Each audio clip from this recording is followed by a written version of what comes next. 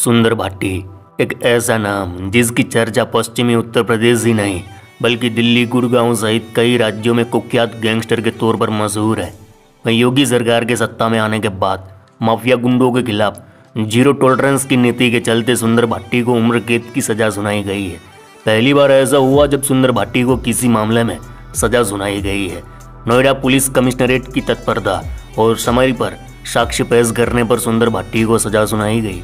ऐसे में सुंदर भाटी को इतनी जल्दी जमानत मिल गई, कई सवाल खड़े करता है। कहीं पुलिस की पैरवी में तो कोई चूक नहीं रह गई। वहीं अब सुंदर भाटी के बाहर आने पर प्रदेश सरकार की भयमुक्त वाले नारों को बड़ी चोट लगेगी। माना जा रहा है कि आने वाले दिल्ली विधानसभा चुनाव पर भी इसका कोई फर्क पड़ सकता है। आज पूरे दिल्ली एनसीआर में नीरज भवानिया और लॉरेंस बिश्नोई जैसे अपराध के सरगनाओं का बोलबाला है। लेकिन सुंदर भाटी एक ऐसा माफिया है जिसके अपराध की पृष्ठभूमि यूपी है, लेकिन उसकी दखल दिल्ली एनसीआर में भी कम नहीं है। सुंदर भाटी एक बड़ा माफिया ही नहीं, सुपारी किलर के रूप में भी जाना जाता है। अब आने वाले दिल्ली विधानसभा चुनाव में इसका कितना असर पड़ेगा, क्योंकि बताया जाता है दिल्ली से लेकर गुड़गांव के टोल पर सुंदर भाटी की वसूली रहती है। और अब सुंदर भाटी काफ़ी समय से दिल्ली में रहता है। दिल्ली एनसीआर, नोएडा समेत यूपी के जिलों में पिछले 3 दशकों से आतंक का पर्याय रहे सुंदर भाटी एक ऐसा नाम रहा जो दिल्ली, हरियाणा और यूपी पुलिस के लिए बहुत बड़ी चुनौती बन गया। अब सुंदर भाटी फिल्मी सीन की तरह पैरोल पर जेल से बाहर आ गया है। आइए जानते हैं कि इस तरीके से सुंदर भाटी अपराध की दुनिया में एक बड़ा नाम बना। ग्रेटर नोएडा के धंधोला निवासी सुंदर भाटी नरेश भाटी का साथी था। अपराध की दुनिया में दोस्ती और दुश्मनी जान देकर निभाई जाती है। दिल्ली, हरियाणा और यूपी पुलिस के लिए परेशानी का सबब रहे गैंगस्टर सुंदर भाटी और नरेश भाटी ऐसे ही 2 नाम थे। दोनों दोस्त एक दूसरे पर जान छिड़कते थे। कुछ समय बाद दोनों में दुश्मनी हुई और फिर लाशों के ढेर लग गए। तो चलिए आज आपको सुंदर भाटी की पूरी कहानी सुनाते हैं।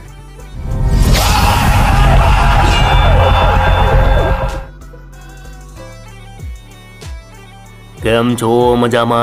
अरे मामा, कहानी उस दौर की है जब ना तो नोएडा हुआ करता था और ना ही ग्रेटर नोएडा। ये पूरा इलाका बुलंदशहर और गाजियाबाद के अंतर्गत ही आता था। उस दौर की कहानी जब किक्कर के जंगल को साफ किया जा रहा था, सड़कों का जाल बिछाया जा रहा था और नोएडा को अस्तित्व में लाया जा रहा था। यह किस्सा है 80 के दशक के आखिरी का, 90 के दशक के शुरुआत का। यहाँ जब हिंसक वारदातों का दौर जो शुरू हुआ, फिर तो न जाने कितनों का खून बह गया। ये कहानी अकेले सुंदर भाटी की नहीं, नरेश भाटी की भी है। 80 के दशक में सतबीर गुर्जर और महेंद्र फौजी के बीच जारी दुश्मनी ने गाजियाबाद पुलिस की नींद हराम कर रखी थी। साल 1992 में महेंद्र फौजी को हरियाणा में एनकाउंटर में ठोक दिया गया। 1994 में सतबीर गुर्जर भी दिल्ली एनकाउंटर में मारा गया। इन दोनों की मौत के बाद इनके गैंग्स भी बिखर गए। सतबीर गुर्जर गैंग का नरेश भाटी धीरे धीरे अपना कद बढ़ा रहा था और आसपास के बदमाशों को अपने साथ जोड़ता रहा। दूसरी तरफ सुंदर भाटी भी सतबीर गुर्जर गैंग का ही था और नरेश भाटी से इसका याराना था, लेकिन अब जानी दुश्मन थे। ग्रेटर नोएडा के वरिष्ठ पत्रकार पंकज पारासर बताते हैं कि सुंदर भाटी उस वक्त बस यूनियन से जुड़ा हुआ था। पहले मारपीट और फिर लड़ाई झगड़े में इसका नाम आता और फिर धीरे धीरे ये सिलसिला हत्याओं तक पहुंच गया। जब नोएडा में उद्योग लगे तो सुंदर ने रंगदारी और उगाही का काम शुरू कर दिया।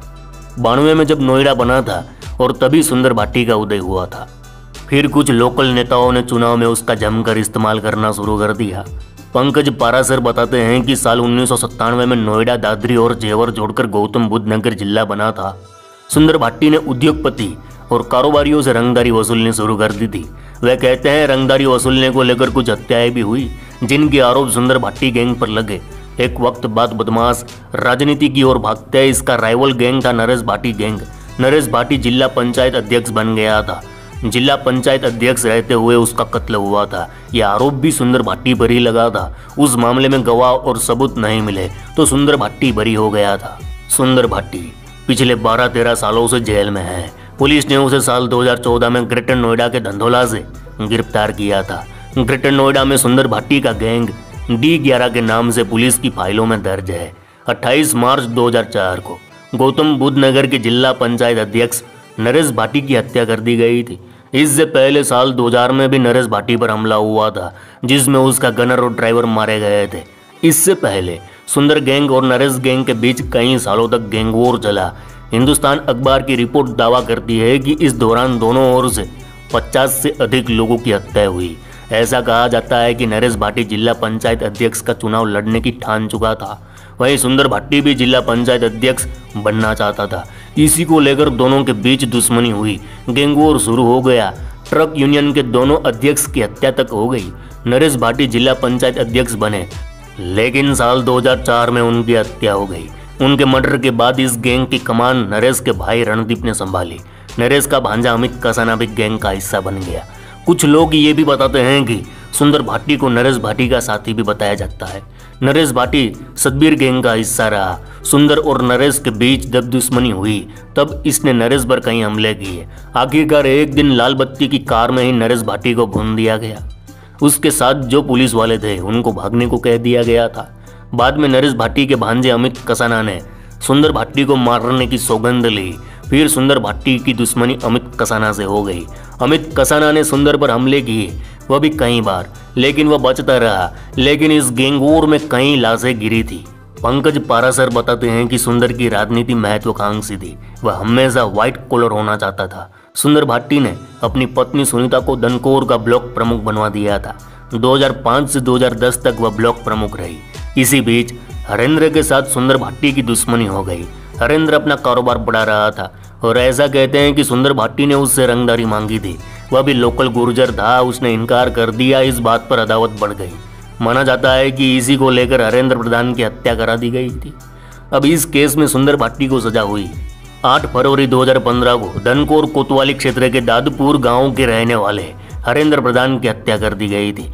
हरेंद्र नागर उर्फ हरेंद्र प्रधान समाजवादी पार्टी से जुड़े हुए थे। घटना में उनके सरकारी गनर भूदेव शर्मा की भी मौत हो गई थी। इस मामले में हरेंद्र नागर के परिवार की ओर से सुंदर भाटी समेत 9 लोगों के खिलाफ मुकदमा दर्ज कराया गया था। अब इस बात को समझिए कि नोएडा, ग्रेटर नोएडा और गाजियाबाद में सरिये का बड़ा कारोबार है।